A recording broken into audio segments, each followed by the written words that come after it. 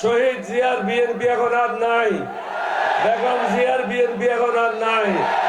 এখন ভাড়াটিয়াদের BNP, দুর্নীতিবাজদের BNP, চাঁদাবাজদের BNP. ওই কারণেই আমি বিএনপি ত্যাগ করেছিলাম 2006 সালে। যদিও পরবর্তী পর্যায়ে বেগম জিয়ার অনুরোধে আমি তাদের সাথে আবার জোটে গিয়েছিলাম স্বাধীন সার্বভৌম বাংলাদেশের জন্য।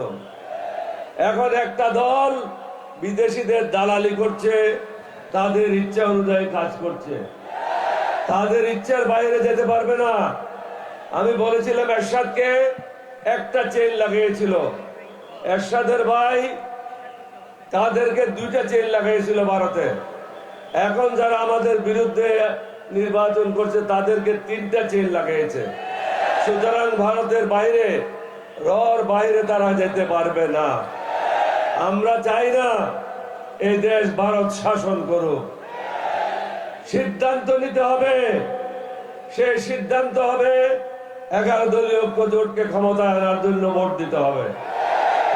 যে যেখানে প্রার্থী আছে, বিভিন্ন মার্কা নিয়ে আমরা আছি, তাহলে আপনাদেরকে বুঝতে হবে এই দেশ তারা বিক্রি করার জন্য পায়তারা করছে।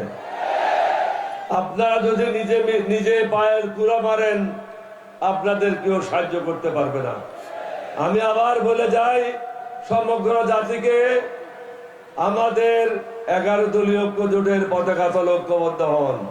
কারণ আমরা সুশাসন চাই, আমরা ন্যায় বিচার চাই, দুর্নীতি মুক্ত সমাজ চাই, চাঁদাবাজ মুক্ত সমাজ চাই, এবং যারা বেঈমান, মুনাফেক, দেশদ্রোহী তাদের হাত থেকে বাংলাদেশকে মুক্ত করতে চাই।